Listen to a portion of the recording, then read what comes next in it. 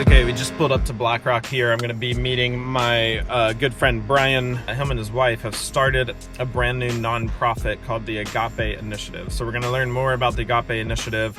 I have been asked to be on the board. I accepted. We got a really good crew of people, and we're raising money for a great cause. So we're going to go learn a little bit more about everything going on at the Agape Initiative.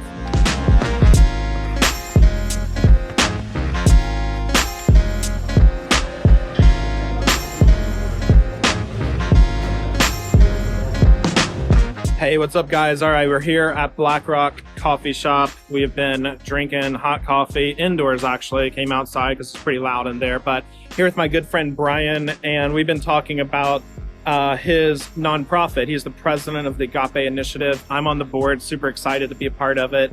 And they are doing some really cool things here in the Queen Creek and surrounding area community. We just wanted to dive in a little bit to what is the Agape Initiative, and I just want you guys to hear from his words what he's building. Thanks, Josh. I appreciate it. Like he said, my name is Bryan, and I'm the president of the Agape Initiative. We're a Christian-founded nonprofit organization, and our mission is to provide therapy scholarships for people that otherwise couldn't afford it. Our goal is to partner with local businesses, churches, or just individuals that are called to give back to the community. We believe we are called to carry one another's burdens, and by doing that, we feel like we can help other people change the trajectory of their lives through not only their own, but for future generations to come. Yeah, if you guys are in this area, or even if you're not, I would really encourage you to check out the website. I'm going to put it in the description below and give. You know, it takes a lot of resources, so that way that kids and families are supported in the right ways. So I'm going to flip it back around and we can ask Bryan a little more about what is it going to take? Like, what's the vision for the rest of this year? Absolutely, yeah, and it does. It costs money to get started, but our goal this year is to raise $25,000. That $25,000 will get us off the ground, get us going, but it'll also allow us to start actually awarding scholarships to individuals that need it. He's got the tax exemption, so if you give, you can write that off. You've got not just the ability to help an individual, but that individual is going to help other individuals, because when they can get healthy just mentally, that leads to healthy physically, healthy spiritually, and then there's a whole lot of ramifications in a good sense that will happen from that point. So you're going to end up with generational impact. Everything that we raise goes directly into our operating costs or directly to individuals who need help. Roughly, if you were to give $1,000 today, that would cover roughly 6 therapy scholarships. So that's about almost a month and a half of individual sessions. It would get them thinking differently, start looking at life differently, starting to process any type of trauma or anything that they've been through, that they're able to then move forward in life, making better decisions, thinking better about themselves, and really living their life the way it was intended. As you guys know, here at Soulfire, we're all about helping purpose-driven men live their faith, lead their families, build their business.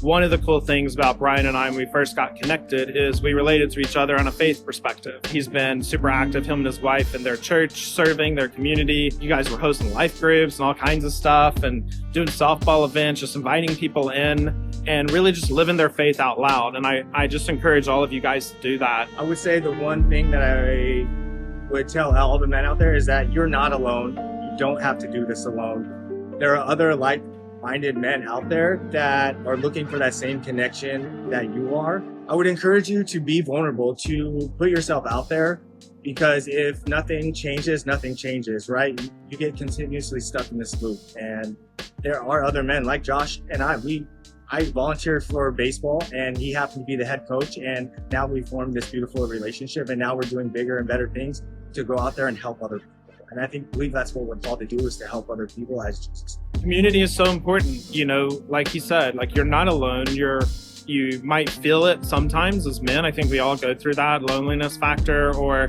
just the things in our life that everything gets busy. We're trying to figure it all out, trying to start new things, don't know where to start, when to start, how to start. And slowly over time, you start to get some of that downloaded into your brain. I truly believe a lot of that comes from the Lord, obviously, right? When we are praying, we're in His Word, we're seeking wisdom and guidance, we're knocking on all the different doors, and over time you're going to begin to understand how to articulate what it is that He's put on your heart. I think God gives us a burden, and it's really cool to see Bryan, his wife Ashleigh, living out the burden that he put on their heart, to help people, really give them the tools, equip them, both from a spiritual and just practical standpoint.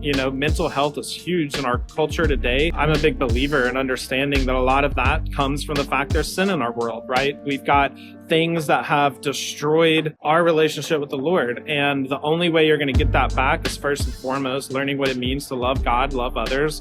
But the Bible says in Romans 12, you also have to renew your mind daily. And if you're not doing that and you're not paying attention to kind of a mental health equation, then you're just going to be stuck in your head. And if you get stuck in your head, then you're not actually doing the things God's called you to do. If you guys are feeling compelled to give, you heard it. We need $25,000 to come in for the Agape Initiative.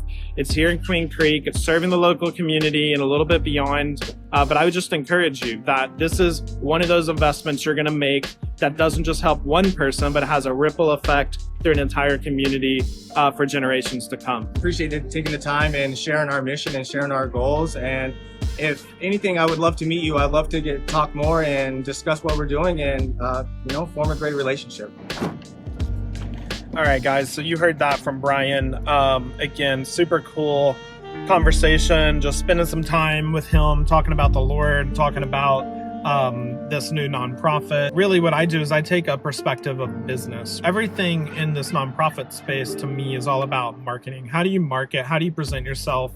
And there's a few frameworks that we use at Soulheart, and one of those is the story brand framework. It's a 7-step framework, and essentially you kind of start with a main character, and the main character in this case would be like who the donor is, who the customer is, who we're trying to reach. And that main character has a problem. They have something in their life that needs to improve, get better, or in a donor case, they need to do something with their dollars. They want to actually help their community. So their problem is, I'm not really helping my community at the level that I want to. So then what do? Well, now they meet a guide, and the guide is you. It's the individual who's going to help them overcome the problem, and the guide gives them a plan. Once you have the plan, a lot of times you want it to be like a 1, 2, 3, or even 1. There's only one next step. Don't confuse them. Donna Miller actually says if you confuse, you'll lose. They had a thing at one point that said, make your website so easy a caveman can grunt it out in 5 words or less. If you are struggling with that, then I would encourage you, look up StoryBrand, look up the framework, and then learn what you can do. What happens after that? Well, there's 3 more steps, and the reality is if you get the first 4 right, then you can basically almost jump to they've got the plan, and that plan is going to call them to action. So it's not just that like, oh, here's steps 1, 2, and 3, but it's like, you need this today. How are you going to implement this thing? How are you going to be called to action based on what you've now seen? And then the final kind of pieces of it, or that action leads to a resolution, and the resolution is either success or it's failure.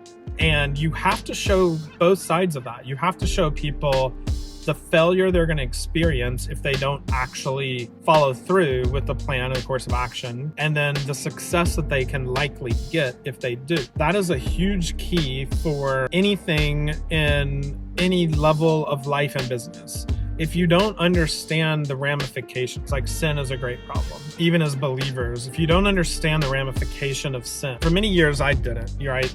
Certain sins that you would commit in your life would have ramifications. It's like if you're going to be very quick to anger, for instance, you're going to end up in a spot where people around you don't like that. They're experiencing the effects of your anger. Sin has consequences. If you are in the spot of like you're really a healthy individual, you're not engaging in sin, and instead you're loving the Lord, loving others, doing everything right, you experience the success. Well, now you have a humble and a contrite heart, meaning you're going to know that success actually didn't have a lot to do with you. It had everything to do with the Lord. You just happened to be the person that got to steward the success. I heard a great phrase once: don't take credit for your failures because you'll be tempted to take credit for your successes. And it's very true in some sense, but you have to take ownership of your failure.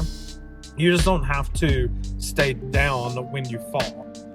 You can take ownership of your successes, but you can't let pride and ego get in the way of the fact that you were successful. Be focused on what does it mean to be a man of God? Like, what does it mean to actually live out the scriptures, live out the things that God's put on your heart? What does it mean to develop a cadence for understanding the burdens of your heart and then building towards making those burdens become solvable problems in your life? Who are the guides that you need to meet? Who is the guide that you need to become? There's plenty of people in your life that you need to be investing into, and there's plenty of other people around you in your life that you need to be invested into from. Find that mentor, be that mentor. It also starts in your own household, right? Like, if you're not being that to your own kids, then you've got to start there. You have to be living your faith, leading your family, and that is leadership, being able to do everything right there in your own household. And you can't outsource that stuff. Your kids will see right through it. You have to be authentic, transparent, and a great godly leader. And if you're not, then you need to go back to the original. What do you need to do? You need to be in prayer and the word every day. You need to be spending time with God, spending alone time with God, making sure that you're weeding out and rooting out the very sins in your life that are holding you back, whether it's your own pride or ego or some kind of mental struggle that you're having. Get the help that you need and then move forward. Everything is about forward momentum. The Bible even says true and perfect love doesn't just cast out fear, but it keeps a record or no record of any wrongs. So if you are one of those people, I've been in my past where you keep a record of wrongs, that's a sin. It's bad. Get rid of that. Love people unconditionally, even if you might get hurt. That is a really tough thing to do, but you continuously put yourself out there again and again and again. If customers take advantage of you, you know what the Bible says? Let them take advantage of you. Give them, I think it's like, give them your cloak also. It's okay. God understands. He sees it. He knows what you're going through. And he is a good God who cares for you. He loves you. He wants the best for you. And he's going to work all things for the good of those who love him. Do not neglect the very things that you know to be true and are evident not just in your heart, but in your life. Thanks for being a part of this journey. Today is just an interesting day. We've got some different meetings. We've got a few things going on, but everything that's always going through my mind is like, how can this actually help people? How can this help me to be a better husband, dad, friend? How can this help you guys that are watching this to make some small level improvement in your life so that you're not just reformed, you're transformed. You're renewing your mind and heart daily. You're taking up your cross daily. You're spending time in the word daily. You're praying daily. You're leading daily. You're living your faith daily.